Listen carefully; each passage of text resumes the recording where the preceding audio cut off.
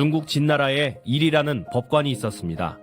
어느 날 일이는 예전 판결 기록을 살펴보다가 자신이 누군가의 거짓말을 듣고 무고한 사람에게 사형을 판결하여 그 사람을 죽게 한 것을 알게 됐습니다. 그러자 일이는 자신에게 사형을 판결하고 스스로 감옥에 갇힙니다. 이 소식을 당시 진나라를 다스리던 문공이 듣고 감옥으로 일이를 찾아갑니다. 문공은 무고한 사람이 사형을 당한 것은 안타깝지만 이 일은 일이의 책임이 아니라 실무를 담당한 부하의 잘못이라며 감옥에서 나올 것을 권합니다. 문공의 말에 일이는 이렇게 답합니다. 신은 담당 부서의 장관으로서 판결을 잘못 내려 사람을 죽여놓고 그 죄를 부하들에게 떠넘길 수 없습니다. 일이를 아끼던 문공, 일이를 설득하는데요. 그런 논리라면 자네를 법관으로 기용한 나에게도 죄가 있는 것 아닌가?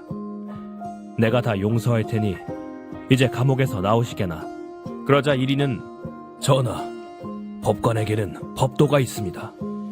법을 잘못 적용하면 법관은 그 벌을 받아야 하고 잘못 판단하여 남을 죽였다면 그 법관 자신이 죽어야 한다고 법에 명시되어 있습니다. 임금께서는 신이 이러한 법을 공정하게 집행할 것으로 믿고 저를 법관으로 삼으신 것 아닙니까? 그런데 신이 부족하여 거짓말을 제대로 헤아리지 못하고 억울한 사람을 죽였으니 그 죄는 사형에 해당합니다. 라고 말하고 호위병에 칼을 뽑아 자결했습니다. 그 후 법관으로서 법을 수행한 이리를 기려 이리복검이란 고사성어가 만들어졌고 중국의 유명한 역사가인 사마천이 이를 기록으로 후대에 전했습니다. 이리가 지금 문재인 정권의 법치주의 붕괴를 본다면 한숨만 쉴 것 같습니다. 김경수 경남지사의 1억 건에 달하는 댓글 조작과 여론 호도 사태에 대해 1심 판결을 맡은 성창호 판사가 징역 2년의 유죄 판결을 내리자 문재인 정권은 성창호 판사를 사법행정권 남용 연루 혐의로 올감했고 대법원은 성 판사를 재판 업무에서 배제하며 징계를 거론하고 있습니다. 김경수 경남지사의 2심을 맡은 차문호 판사는 이런 상황이 두려운 것인지 김 지사에 대해 사실상의 석방과 다름없는 특혜성 보석을 결정했고요.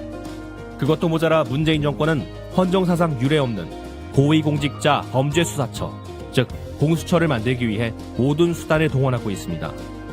우리나라의 수사기관은 검찰과 경찰이 서로 균형과 견제를 이루고 있고 정치적 압력을 최소화할 수 있는 독립적 기구의 성격을 가지고 있지만 공수처는 대통령 직속 기구로 정치적 압력으로부터 절대 자유로울 수 없습니다.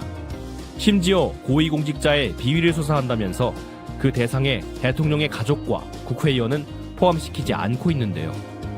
대통령의 명령을 따르지 않는 고위공직자에 대한 압박의 수단으로 선거에서 반대편 유력 후보를 옥죄기 위한 수단으로 전락할 가능성이 높습니다.